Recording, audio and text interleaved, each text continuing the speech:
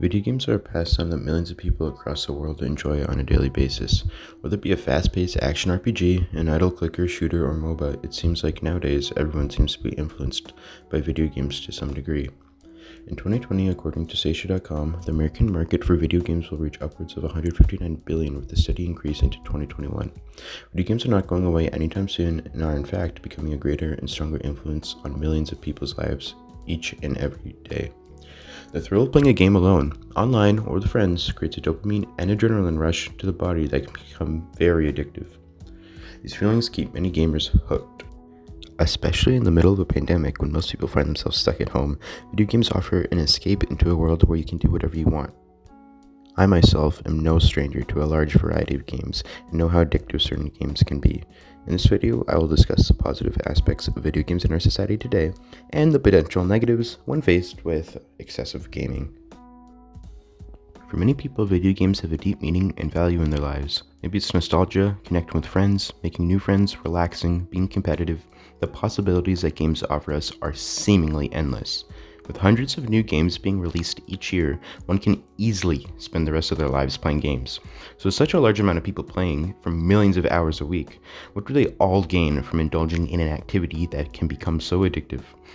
Well, for many, including myself, games are a great way to de-stress after a long day at work or school. The familiar comfort of starting up a console or turning your PC on is almost like a ritual that instantly feels calming.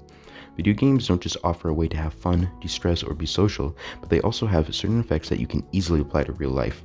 It may seem funny that a game can impact you. How can my animated character possibly teach me anything that would help me in our world? Well, there are particular games that I think can teach you important lessons. Maybe not games like Fall Guys or Angry Birds, though. An example of a game is League of Legends, which is played by over 100 million people worldwide. This extremely popular game is often the source of video game addiction, and there are countless videos you can find about being addicted to this game online. For now, though, I'll talk about some brief positives of the game. For me personally, the game has taught me how to deal with toxic people and how to keep trying and never give up. Learning new champions is a very enjoyable part of playing League of Legends, and watching YouTube videos on how to play the champion, experimenting with items, etc. is all part of the fun. But sometimes, learning a new champion can be quite difficult. For me, the struggle was not too long ago when I wanted to learn the character Rengar. For some reason, I could just not wrap my head around playing him, and game after game I would die over and over with 0 kills, and this really pissed me off and was extremely frustrating, and oftentimes I would need to take a break after these play sessions. But one day I decided to try Rengar again, and something just clicked. Like, I started the game off with an early kill, and then 2, then 3, then 4, and finally ending the game with 10 kills. The adrenaline rush was insane, the feeling of accomplishment as well. Just weeks before, I was so crap at this character that I thought I would never learn it, but through persistence and trying over and over, I eventually figured it out. This is just like in real life. Never give up on your dreams, on a project, or on your goal, because today it may seem impossible, but I guarantee you with enough persistence, you will get it. Games have taught me that persistence is the key.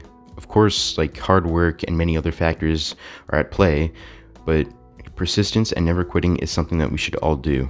If I could spend 8 hours trying to beat a level, or fighting some boss, or for me, learning Rengar, then why can't I also spend 8 hours reading that book I wanted to read, or working on that project I need to do, or just working on my general dreams and goals?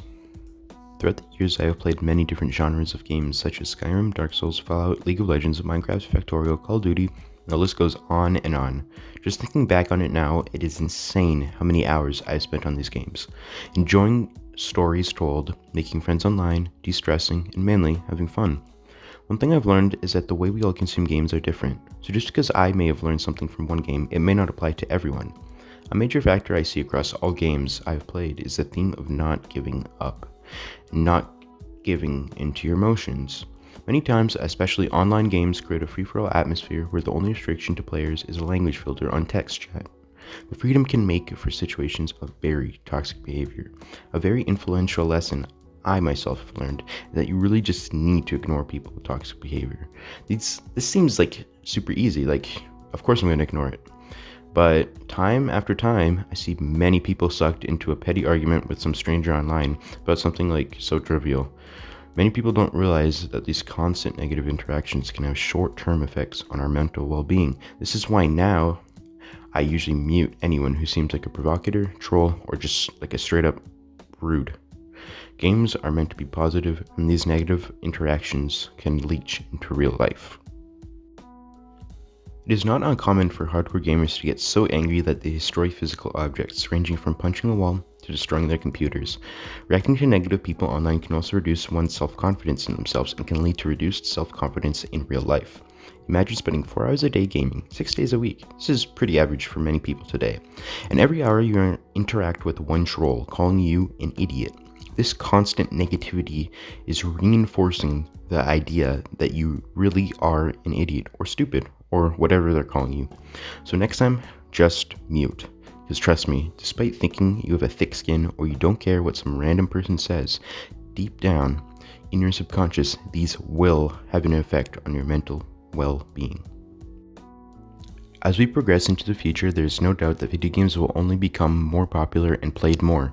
With all our time going into this hobby, I think it is important that we look for lessons and learning so that after an 8-hour game session, you don't feel like you've wasted time defeating a boss or playing a game, but that you can at least have some sort of self-reflection on what you had learned or felt and use those feelings in your real life. Being persistent, working hard, not giving up, and having a positive attitude, strategic thinking, or whatever you yourself have learned while playing a game can all be applied to real life in some varying degree. I think as millions of more people keep on playing games, self-reflecting about what we can learn from our experiences in games can greatly increase our mental health and our emotions. Thanks for watching this short video on the brief experiences I've had while playing games, and I hope you enjoyed. Thanks.